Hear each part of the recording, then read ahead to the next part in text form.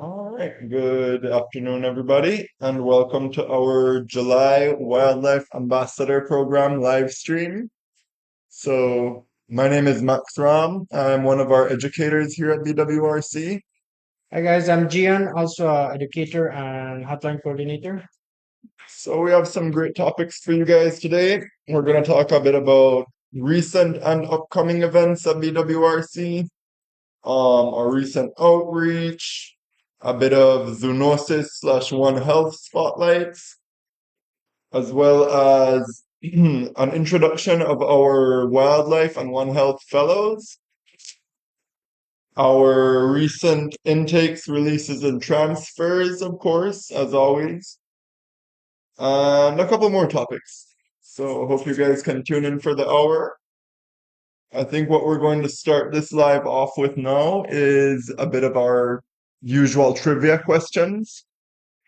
So I think Gian will be reading those trivia questions out. I'll be posting them in the comments while he does. So if you guys know the answers to these questions, please feel free to comment them below on the live. And yeah, we'll take a look at those replies a little bit later. All right, so our questions for today we have number one: how does parvovirus spread? All right, how does parvovirus spread? And then number two: describe to us a common non-emergency. So a non-emergency wildlife case where intervention isn't needed, right? So give us a non-emergency wildlife case where we don't need to intervene.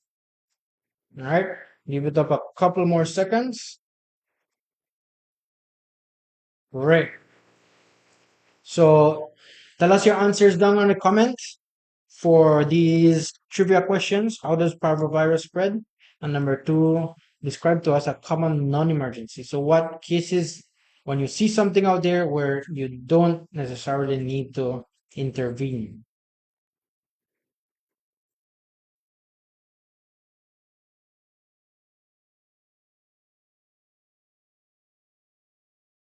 Right, and again, those questions are right in the comments section. You guys can reply at any point throughout the live, and before the end of it, we'll be taking a look at those.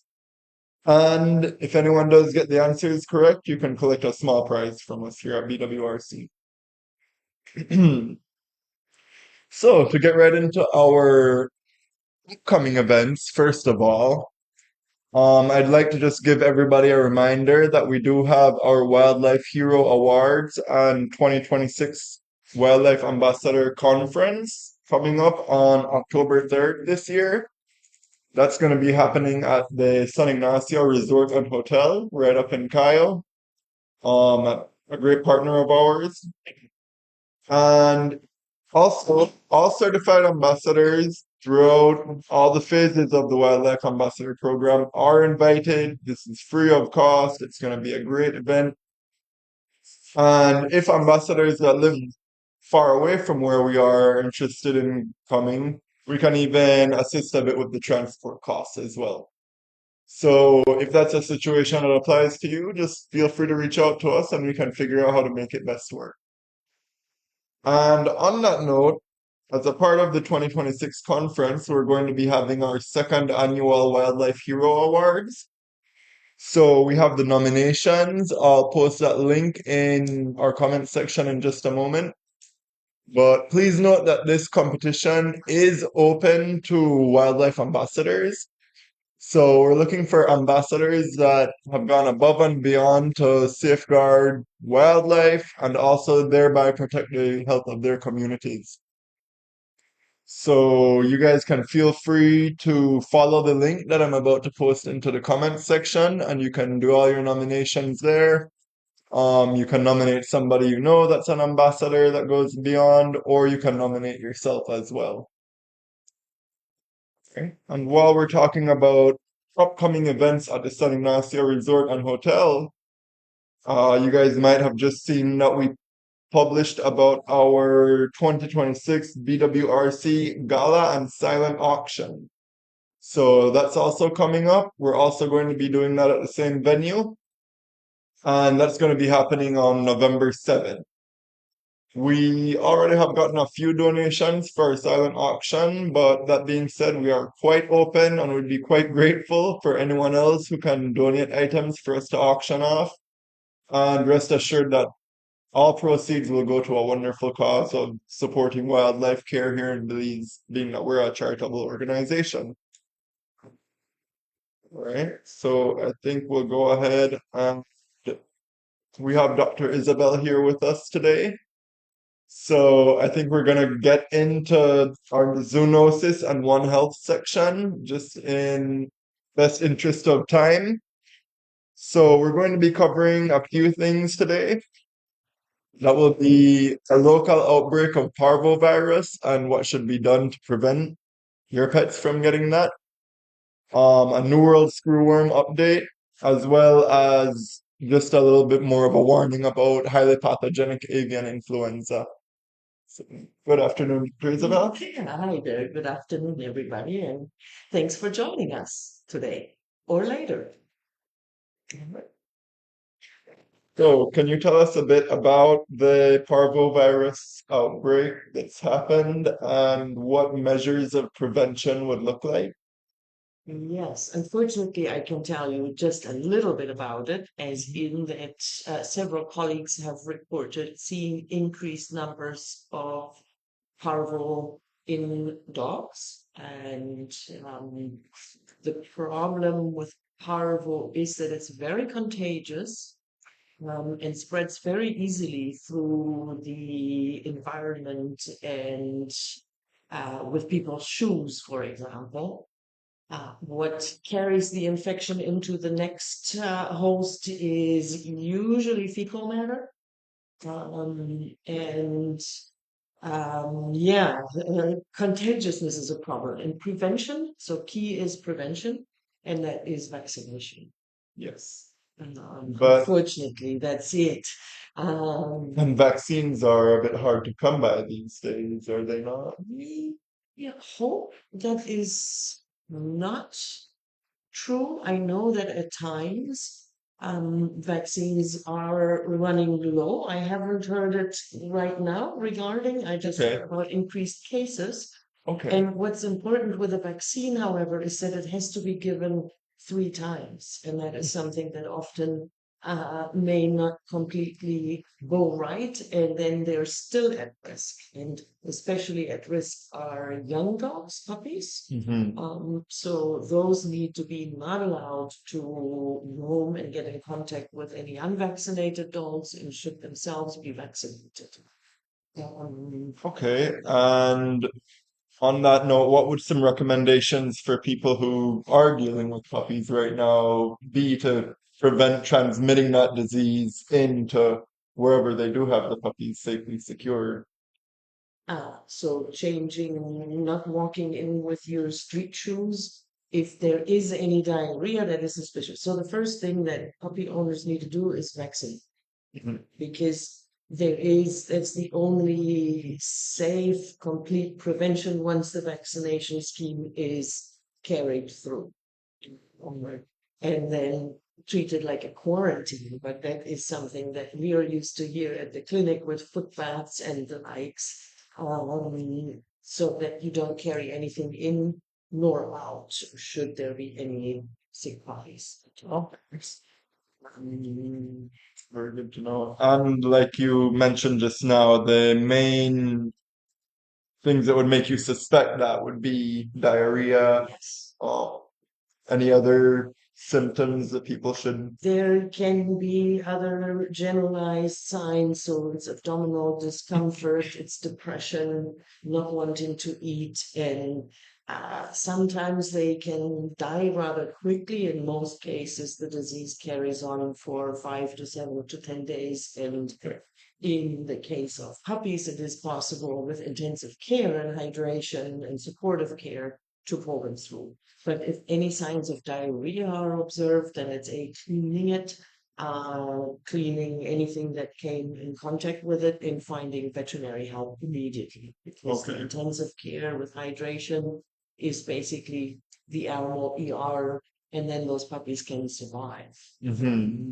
And yeah, we're talking about this more for animal health because this is not a zoonosis. It doesn't Yeah. affect humans for once, but it affects our pets very strongly and it spreads very easily through the environment. So it has at least two of its copies. Okay.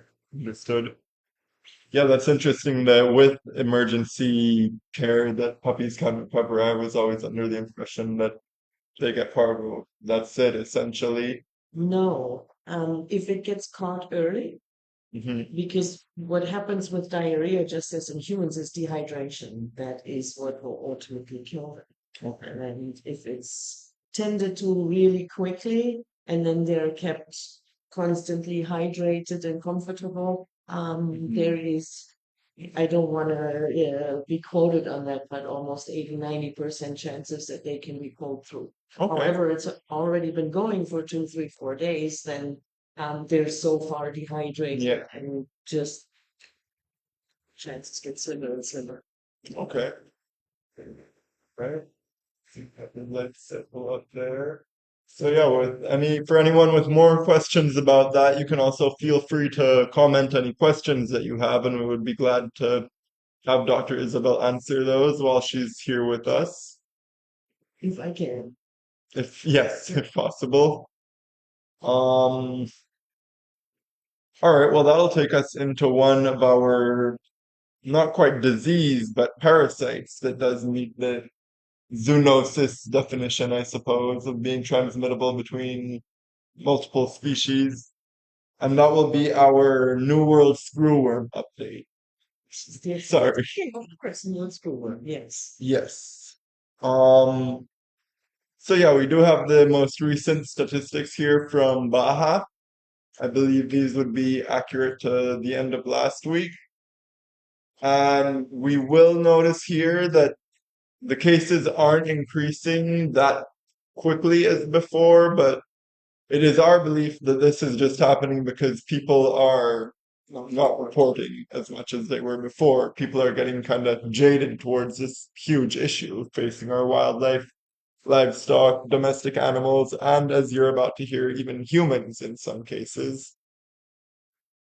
So, would you like to read out some of those Yeah, statistics? sure. It says that we have 25 new cases in this 2 weeks here. I think it's week 24, 27, and 28 of 2026.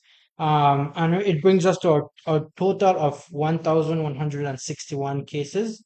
Yeah, very interesting. Like how Max was saying there, we have 9 cases of humans being affected by New World Screwworm. Right, so 9 humans have been found with this.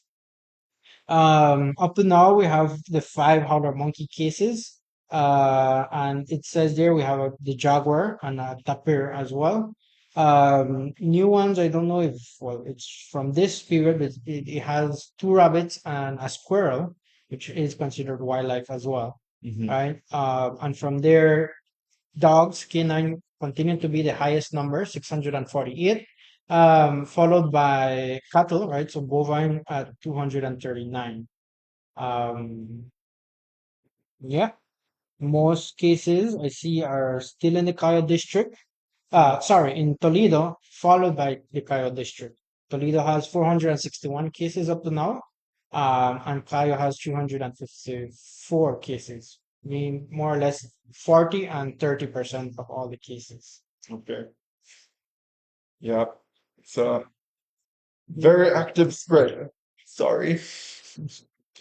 Long feet. Um, yes. So we also shared a bit earlier this week some statistics from Mexico, Yeah. and just to kind of talk about how out of hand this spread can be if it's not properly monitored and movement controls aren't put in place. I'd just like to share some numbers from that side of the border. So, up to date in Mexico, there have been over 34,000 cumulative cases. Right now, there are over 2,000 cases that are active. And the most shocking statistic here coming from Mexico is that there have been over 500 human cases. So that is just to emphasize how much of a One Health risk this is and how this parasite does take a quite zoonotic approach in how it does infections. Yeah. It can spread to just about any warm-blooded animal, so Yeah. something to be very mindful of. And the key points would be to remain vigilant, monitoring your animals daily to make sure that they don't have any wounds, or if they have wounds, that they're treated. If they have wounds with maggots in them, they need to be treated immediately before the infestation gets too bad and potentially fatal for quite a few animals. And also to report it actually, because in order to get the prevention eventually, hence fighting this parasite again, those numbers will be required. Mhm. And Yes. international news are that it is now in the US for several weeks. It's now not just in Texas, but also in New Mexico. And by the time it was reported there, it occurred immediately in multiple places, which points towards, again, it wasn't immediately reported, so it had already started spreading.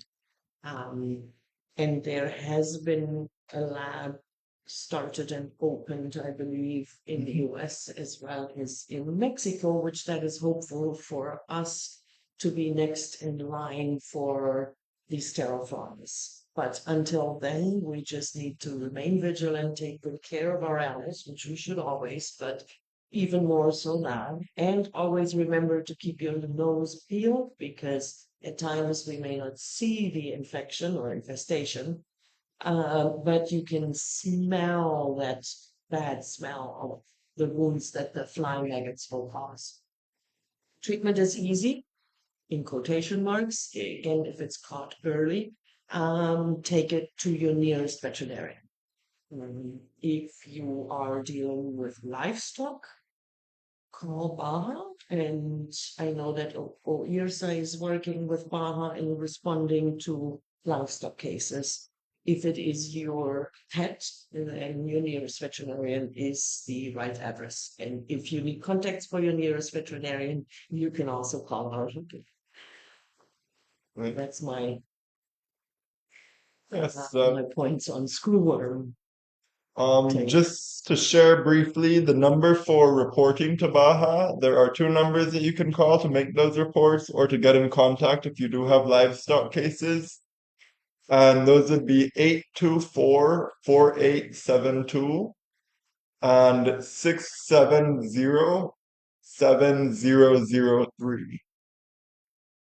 So again, just if you do see any cases, report. That way, when we do eventually get the sterile insects, well, the sterile flies, they can be kind of released in the appropriate areas for best treatment and control of this. Well, control, not treatment necessarily. So yes, just we do want them to have that information because that will help in the longer run for the prevention of this continue. And next up in our zoonosis / One Health section, we just want to remind people a bit. I know we talked about it last time, but about highly pathogenic avian influenza. Be on the lookout. Yes. It remains to be in the region around us on the northern border in Honduras. It is present in Guatemala at this time, I believe. Actually, need to look up if they have active cases this very moment.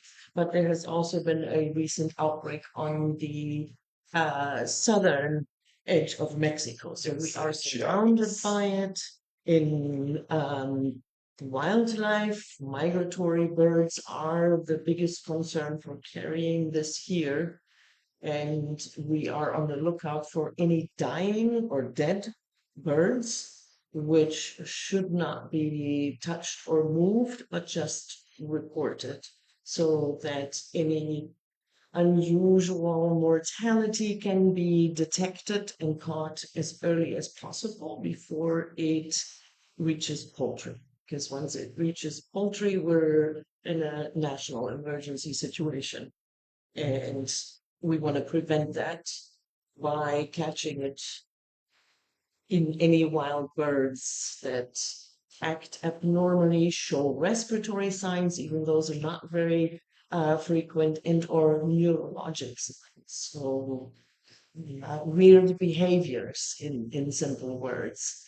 And the first response is call. Do not touch, observe, take a video call, share it to get it assessed, to make sure that if there is anything concerning, there is a professional response done to it, which will, in a confirmed suspicion, definitely be BAHA, and nobody of the general public or without proper biosecurity training should really touch these birds in the meantime. You know, is a big challenge, but it protects our poultry industry. It protects humans too, because it could be infectious for humans, which is why we're so concerned about this disease, aside the poultry.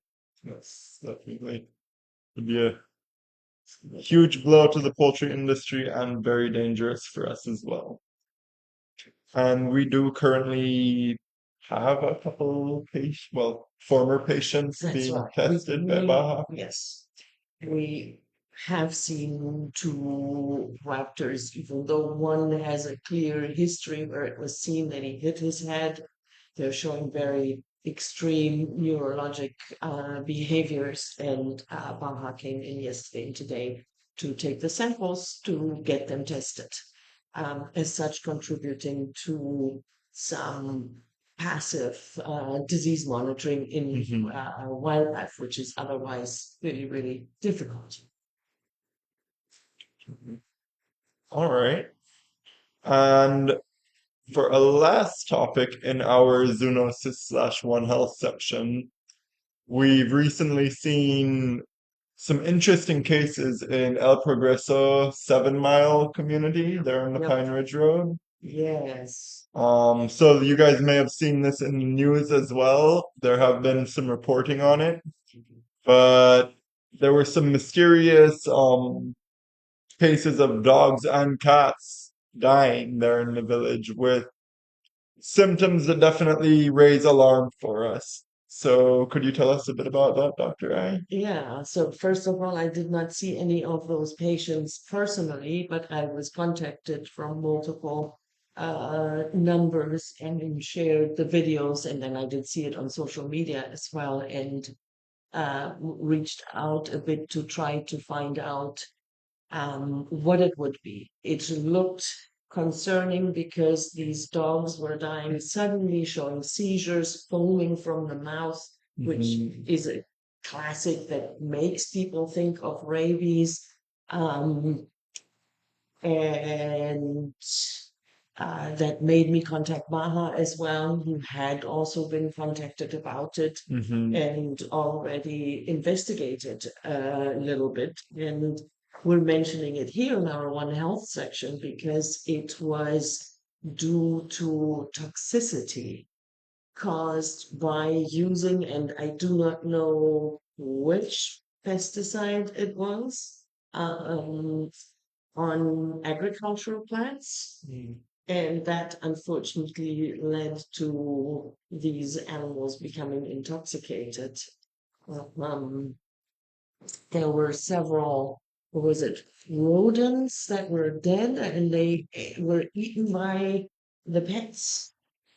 So as said, I didn't see it directly, but the conclusion was this was not a rabies outbreak. It would be kind of unusual too to see 5 animals overnight. So it was Yeah. very suspicious for a local environmental spread of this condition scene. And indeed, that's what it was. So conclusion there is it's really important to get proper training for pesticide use and to ensure that being done safely.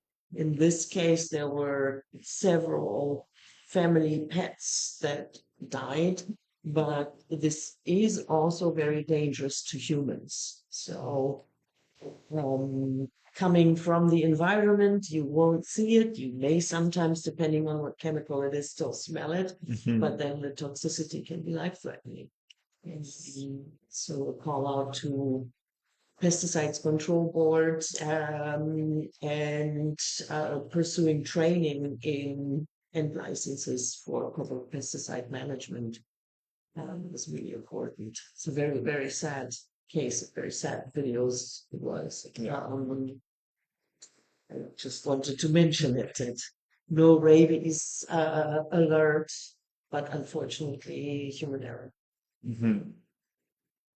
All right. So for anyone who does want to pursue training in the proper use of pesticides, how to keep yourself, your loved ones, and your pets safe while using these things, because we do know that in some farming they are somewhat necessary. Again, you can reach out to the Pesticide Control Board, and the number for them would be 824-2640. So that would be our recommendation to anyone who has to use pesticides so that you can do so safely. All right. So that brings us to a wrap of our One Health section of today's live. I think there was one question I think that popped up. Is there a vaccine to prevent like the rabies shot? And I think we're talking about parvovirus here.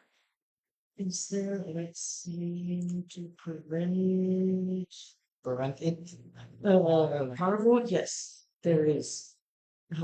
You have your 5-in-1. Usually here, it's 5 different diseases that are combined in one vaccine that has the parvo protection in it. But he is in rabies. It's one shot the first year and one shot the second year. In parvo, the first year has to be 3 shots. Mhm. And then the second year is one shot, and then sometimes as adults they're much less likely to get it. But then if you're breeding, Alma should also be protected. And for puppies, it would be recommended after 6 weeks of age. There are different recommendations from different manufacturers, Oh, and depending on the vaccine and when you start. So if you start at 6 weeks, I think you actually give it every 3 weeks, and then you give 4. okay, And that is done sometimes when the pressure is really high. So okay. when there are parvo cases reported around, then Mhm. breeders may want to vaccinate even earlier.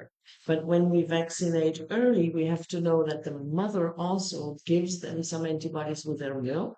And in the Mhm. first 14, 15 weeks, those maternal antibodies will make the vaccine be not 100% as effective. Hmm. And therefore, you have to give the last injection after the maternal antibodies are no longer with them, and Okay. then the vaccine. So last vaccine, I believe, has to be at 16 weeks. But Okay. again, not a small animal vet here, and there's handouts that make that precise. Better Yes. than my brain does. All right. All right. Well, thanks for shedding some light on those topics for us. Right. Yeah, and I guess that takes us on, if nobody else has questions, that will take us into our next section, which would be an exciting event that we had earlier this month, the official inauguration of the building that we're in right now. So, do you want to tell people a bit about that, Gian? Yeah, sure. So it was a really nice event, a beautiful gathering with great success, despite the rain trying to stop it. It was pouring in the morning. Thankfully, we managed to. I'll put some pictures there. We did manage to get at least an hour or so of break to inaugurate the building. We had the Honorable Minister Orlando Habet with a great speech. Thank you very much for coming and doing that for us. We also want to thank Ms. Maria Garcia from Insabna Society for giving the new BWRC um, education building, a traditional Maya blessing. Um, Also, shout out to Miss Ella Baron from Caves Branch Botanical Garden. She delivered a very heartwarming speech on mental health and those things for the veterinary professionals. So, as you see, a nice little crowd showed up. We are very glad we managed to do this. We also want to thank everyone for their attendance, for their support. The Lodge at Chalk Creek, the Gavalim Cafe, FAC, Belize Fire Department, the National Biodiversity Office, the Belize Zoo, the Tropical Education Center, Belize Raptor Center, Friends for Conservation and Development, Pesticide Control Board, San Ignacio Resort Hotel, Ian Anderson's Caves Branch Jungle Lodge and the Caves Branch Botanical Gardens, Blancanu Lodge, and many other partners. Thank you very much for being here on that day, and thank you for your support as usual. And on one of my slides here, I have that this was all possible with the kind contribution of Nature Trust of the America and the Turtle Survival Alliance, who funded um, most this construction phase and then also the new clinic building that is currently in process. Right, so thank you very much all for showing up once again, and yeah, that's how we lived out that inauguration day. Yeah, it was a great one. And as we speak, we can see them actually out there plastering the clinic building. So well underway there as well. Then I believe that next month actually will be we don't have any events planned as yet, but we will be celebrating the 15-year anniversary of Belize Wildlife and Referral Clinic from its smaller starts to where we are now. It's been a great step and some great improvements along the way. And in that time, every year just about has seen more patients coming into the clinic. So just to show that it is a very necessary service being provided here charitably to the wildlife of Belize. So keep it all going. So next up, I think you guys who are our regular viewers and followers have probably heard about our One Health and Wildlife and One Health Fellowship program that we're proud to say has just started. So this will go for a year. It brings in two females of indigenous ancestry, to come and learn with us for a year, doing everything from clinical care to wildlife rehabilitation, and also joining us for outreach and even working with our office staff to kind of learn a bit of the backbone about how such an organization works. So it's going to be a very interesting year for them, and we'll be giving you guys updates as it goes along. But what we wanted to share right now is just introduction to our two new Wildlife and One Health Fellows. All right, so first off, we have Alyssa, and we have a small little video to share with you of her introducing herself. Hello, my name is Halissa, and I am one of the two fellows here at BWRC, a part of the Wildlife and One Health Fellowship Program from Women and Indigenous Persons. I am actually coming from Stank Creek, and as an Indigenous person who grew up surrounded by Belize's amazing wildlife and nature, I've always felt a deep connection towards that, and that's why I am so honored to be a part of these Wildlife and One Health Fellowship Program. Over the course of this program, I'm actually looking forward to gaining hands-on experience in the field and learning directly from experts about wildlife care and conservation. This fellowship is the perfect foundation for my future as well. I want to go to finish my education as well as vet school after I finish it, because it's been a dream of mine ever since I was a kid.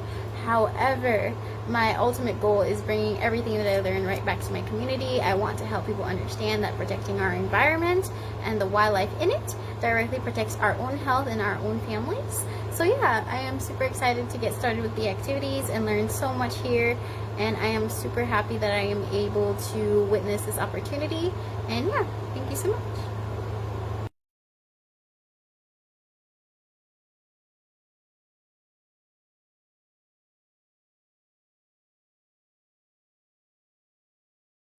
All right. So thank you very much, Alyssa, for that short little introduction. So that is one of our first Wildlife and One Health Fellows. And up next, we have Elena, all the way from Laguna Village in Toledo. But let me have her introduce herself. So up next is Elena. Hello everyone, my name is Lana. I am a Putumayo woman who grew up in a small village called Laguna in the Toledo district. I am currently a fellow at the BWRC, the Belize Wildlife and Referral Clinic. It is a privilege to have been selected for this fellowship. I applied for this fellowship program because I wanted to be more involved with wildlife, One Health, and conservation. At this point, I think you all already saw the video circulating on social media about the baby cub that was being disturbed by a man. In that case, things could have ended differently for the man if the mother jaguar was close by and attacked for protecting its cub. Hence, educating our people about ways to avoid conflict with wildlife is very important.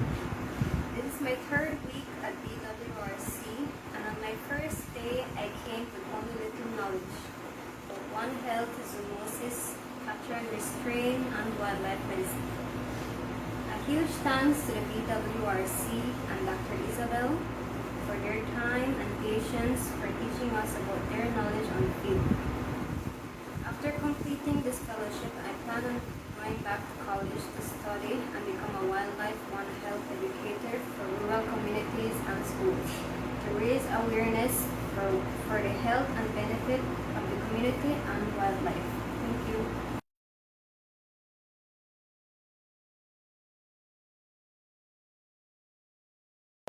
All right. So thank you very much, Lena, for that short little introduction. We much apologize there with a little bit of audio issues there, but we hope you heard her well enough. And don't worry, we have her for a year, so we will be hearing more of these wonderful ladies that just joined us at BWRC. And we'll probably even rope them in for one of these live events at some point. All right. So that takes us on into our next section, which is just recent and upcoming outreach. So it hasn't been that busy a month in terms of outreach. A lot of schools are on their summer break. But what we have had recently is a number of different conservation and wildlife themed camps reach out to us. So last week we had the Belize Raptor Center's Raptor Ambassador Camp up in Cayo.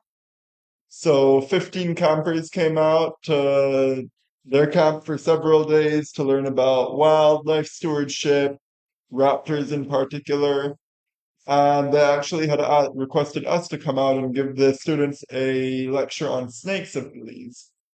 So these students learned a bit about the different types of snakes, which ones they should be wary of, what they should do if they ever do come across snakes, as well as how to prevent and manage conflict with them. So it was a really great group. They were full of all kinds of interesting questions and insights, and some of their answers to the questions that we asked really surprised me just because of how knowledgeable they already were.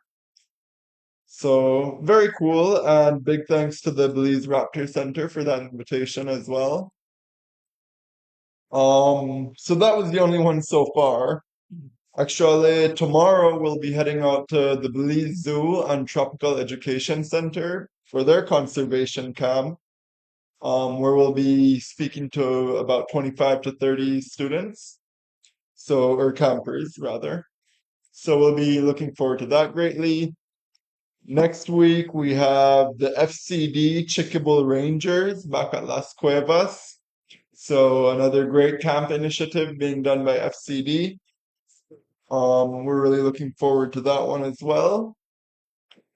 And then actually tomorrow, not tomorrow, but Saturday, we have an event that we'll be attending out at Green Hills Butterfly Ranch there on the Pine Ridge Road.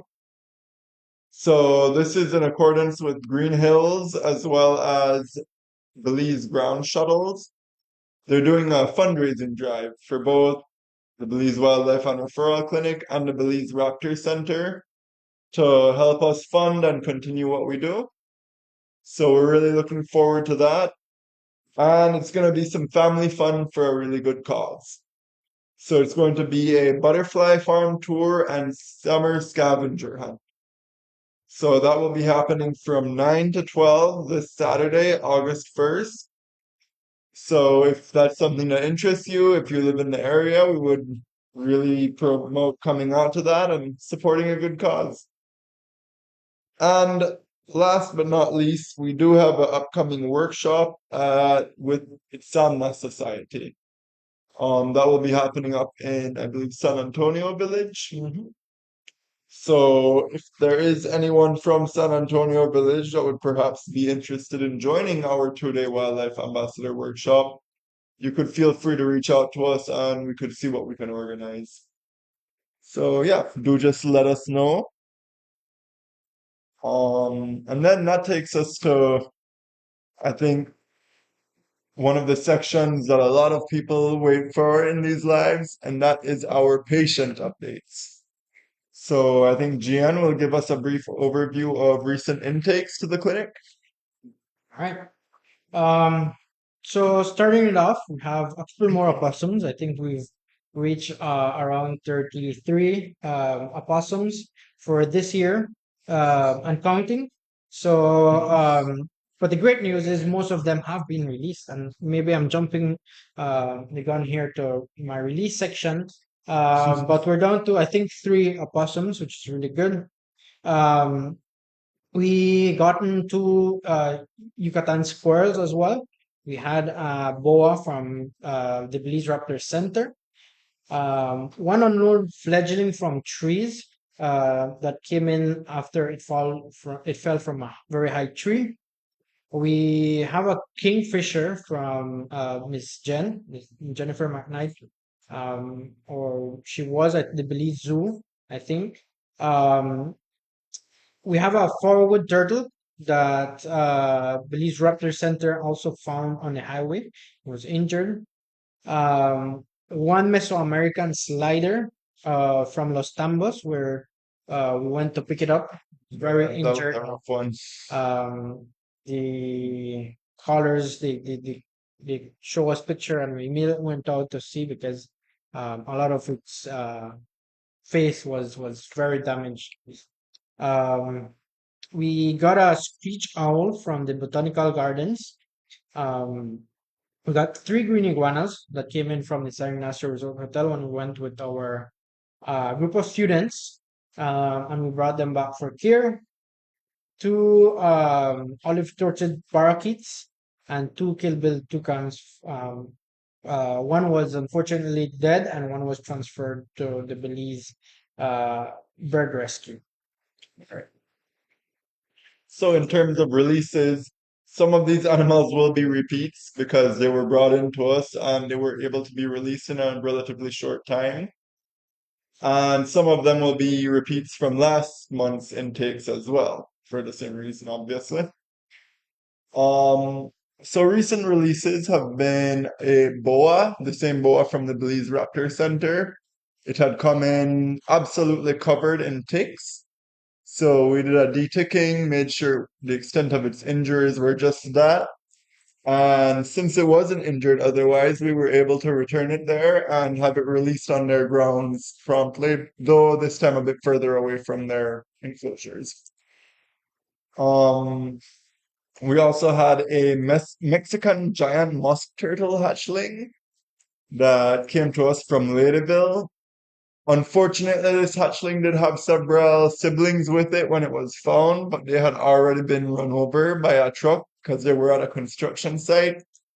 But the people who came across them were kind enough to bring us this hatchling, and after getting a clean bill of health, it was decided that it was time to release it. Although very small, its best chances are likely out in the wild, and that's where it belongs after all.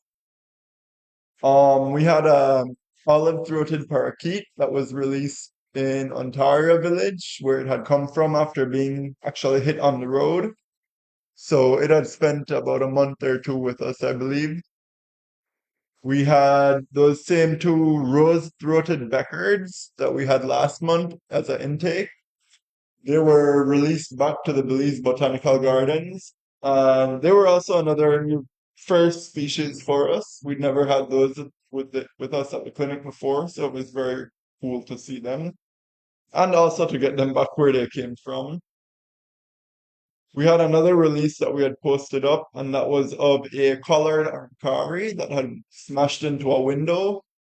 It had a little bit of head trauma, but after about a week or two, it was given a clean bill of health and also released back where it came from. We had a gray hawk, which was found in the rain by our BWRC team actually, and they brought it into the clinic. But it seemed relatively healthy after it dried off and got some fluids in it. So we actually transferred that one to the Belize Raptor Center for it to undergo what we call creance training. I'll get back to that in just a moment.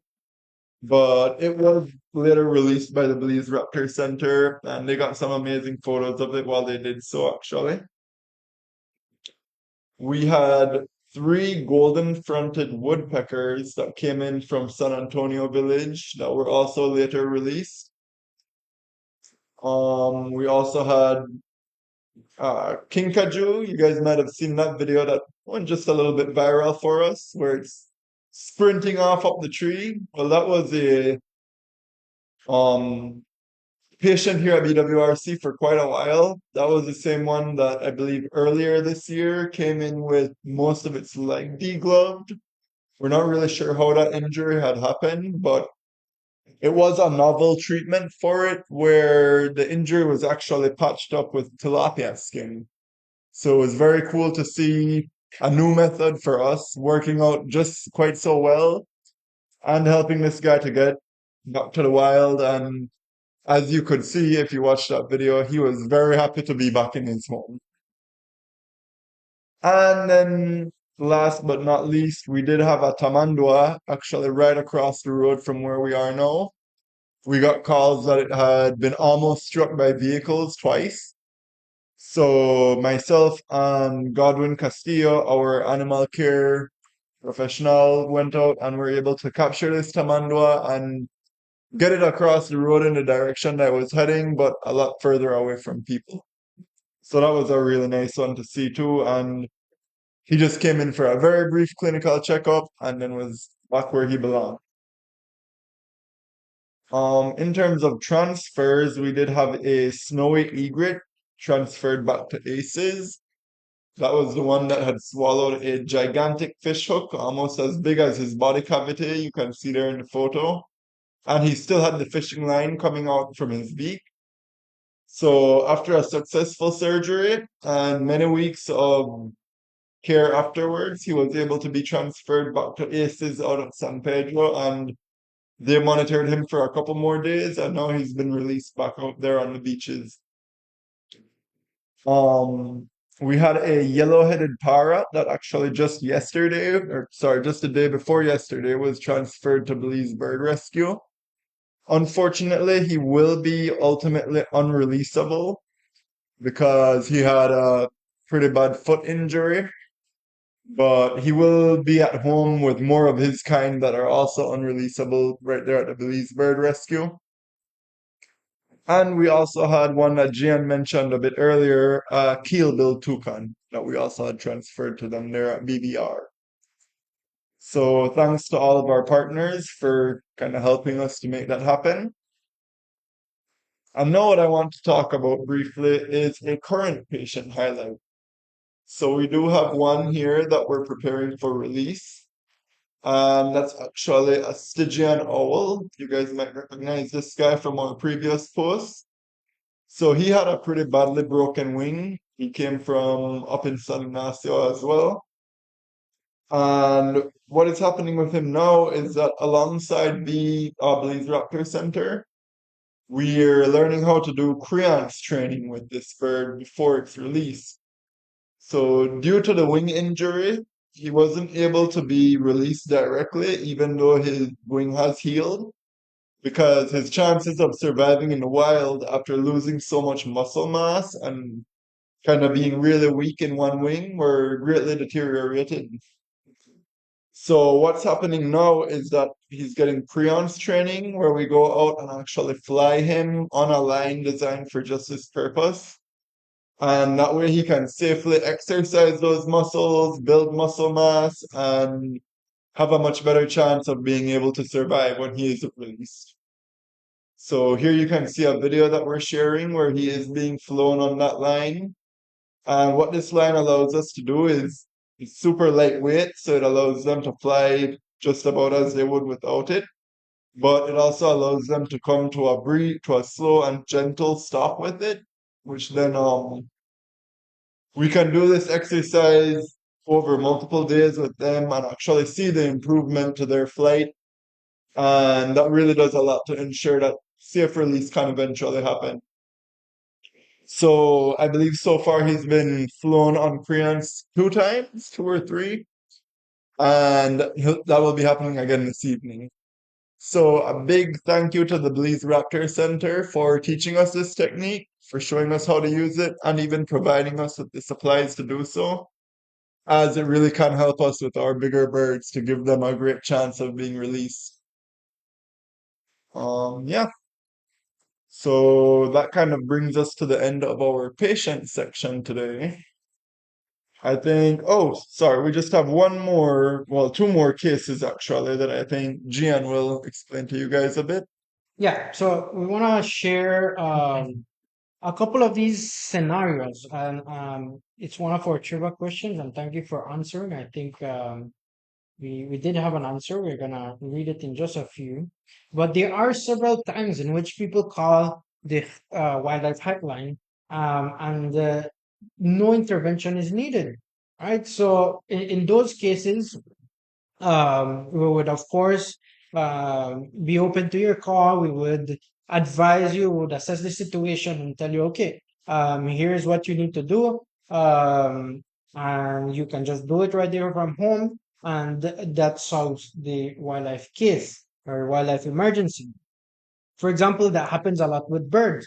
You might see that sometimes you would call and then I would tell you, yeah, let's try to re-nest, right? We've spoken about this before. We want to try and re-nest the little baby birds, the orphan birds, especially if they're fledgling, they're learning to fly, and they will be good as long as the parent is around. So we would, even though the nest has fallen, and we have several situations this year where the nest falls, you can put it back up. If it's not strong enough, you can use some other sort of container, anything else. And in this case, we have one of our new set of ambassadors in Agua Viva, where they use a coconut husk for these little Oreos, um, which are small little birds. And you're gonna see that they set it out in the open, not too far. As long I always say, as long as you have one field of vision, an open field of vision from where they fell, right? The parents should be able to come back and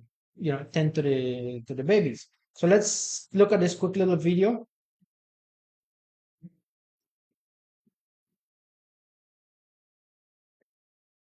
As you see, they're the little baby birds. They're in a coconut husk, and then mama coming to check on them and feeding them, meaning they will be just fine. And one thing that I always tell the callers as well, there's higher chance of survival with their mothers than with us, even though Some cases we do need to take them in. If there's nothing, there's imminent danger on our own for them, we do need to take them in. We have specialized formula for each species. So in that case, in some cases, it would need to happen. Mhm. Another example here, where with well, it could be it could happen as well with mammals. My second example here, and it's a nice video that we got from, it was a manager from Hamanasi Resort in Hopkins. He called me and says, "Hey, I have a bunch of raccoons that are, they fall off a nest. It looks like they fell in the forest floor around the resort. What should we do?" And I said, okay, is there any possibilities of renesting? That's one of the first thing that I will ask. And we try to put it back and observe from afar to ensure that the mom comes back. And he was like, not really. I mean, we're not even sure why we have raccoons. We had discussion about garbage management, and he showed me they have these very nice little well-maintained garbage containers with locks. He said that they're raccoon and coati proof. Um, which is excellent, right? Because this is what brings these type of animals. But however, it doesn't disqualify the fact that they might exist in the forest as well. So yeah, you had a litter. He had three with them, and then a fourth one fell. He did observe from afar. And what happened with that fourth one is that the mother did come back and pick up that fourth one, right? And then when he saw that, he already took out the other three that he had, and one by one the mom just came for those little raccoons. And that was kind of exciting to see, the mom just coming and pick them up and take them wherever the nest is or wherever she wanted. All right, so here's a video of that. Let's take a look. But really really cool. It's always great to see cases where intervention isn't necessary, actually. Like I mentioned, they have higher chances of survival with their mom, with their parents, than with us. As well as chances of learning all of the appropriate behaviors for their species too. So, while our services are very beneficial to the wildlife, I believe if it is an option to leave them with their parents, that is always our first choice. Right. Right. So, as you know, you can always call us. We will advise us. We will assess the situation, talk about the dangers around it, and then if no intervention is needed, then that we will advise you accordingly. Should we read? I think it's Mr. Hassan. He did send a couple of uh, answers there for our trivia. And the first one was, how does parvovirus spread? And he said through bodily secretions, right? And yes, while it is secreted mainly through feces, so as Dr. Isabel mentioned, mainly through coming in contact with that feces, or by indirectly encountering the virus on contaminated soil, grass, bowls, leashes, or the hands or shoes of humans, right? So that is how a virus passes on. So yes, but bodily secretions, but mostly feces. And then number two, describe a common non-emergency situation like we just saw.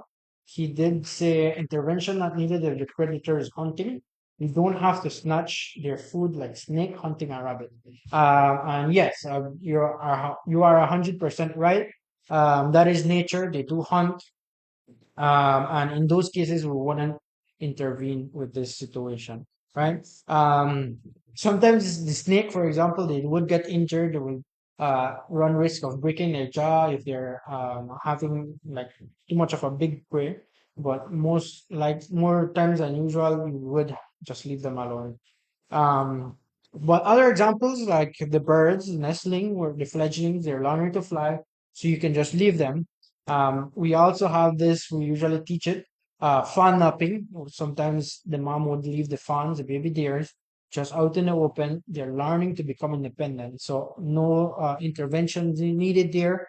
We could help in this case by keeping the little birds or the fawns safe, by keeping away our dogs or our cats because they would uh, probably attack right? Since if they would see them lying on the floor. So that is one way you can help. But other than that, you don't need to come nearby. You don't need to intervene in any way. Yeah. For And these like the case of the situations. raccoons just now, observing from a distance Yeah. would always be a recommendation. But again, keeping a good distance so that you're not too close and frightening the mother from coming back around their babies. So just want to know that safe space where even better if you can observe and not be seen. All right. Perfect. So thank you, Mr. Hassan. If you ever pass by the clinic, we have a little prize for you. Pass by and pick up your little merch from the clinic. All right. I think we have, or we are reaching the end of our plan schedule that we have today. We just want to end off by saying thank you to you for watching us today and for helping us spread this information.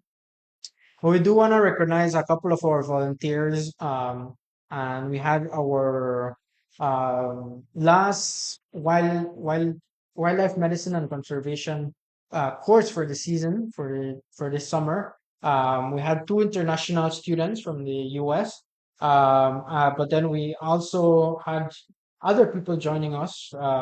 We had a local student who's studying in Mexico in vet school. Right, you had two other also Belizean girls who joined us. They're very actually I can say their names, Irene Neal and Miss Ariane Tillet.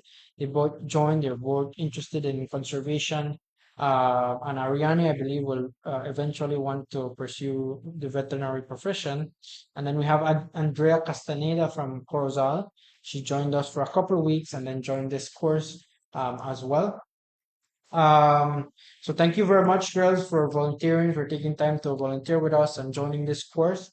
Thank you to the students. As you know, this is one of our income generating mechanisms that we have at the clinic. We get to share a little bit of that knowledge when Dr. Isabel teaches these courses. And with the student fees, we have the continuous care of this wildlife animal. So thank you very much. Thank you to our fellows. I think we had a full staff here. Thank you very much to our international interns as well. We have Zoe and Marion from France. They are in vet school as well. They also joined this course and they have been here for this is the third week, so one more week before they leave back to France. So thank you very much, Zoe and Marion. And of course, thank you to our other long-term volunteers, as we call them, Ms. Jed McKnight, who comes once a week, Mr. Craig Hire, which always here to help out in whenever we need, Mr. Glenn Jacobson, Mr. Daniel Cornejo, who always comes in as well. Um, and yeah, all the donors, sponsors, for you all for calling and helping us transporting animals always. It's always a big, big, big help. Um, so yeah, thank you very much. That is it for today, and I think we see you next month. All right. Thank you guys. See you next month for our August live stream. Thank you Bye very bye. much. Bye.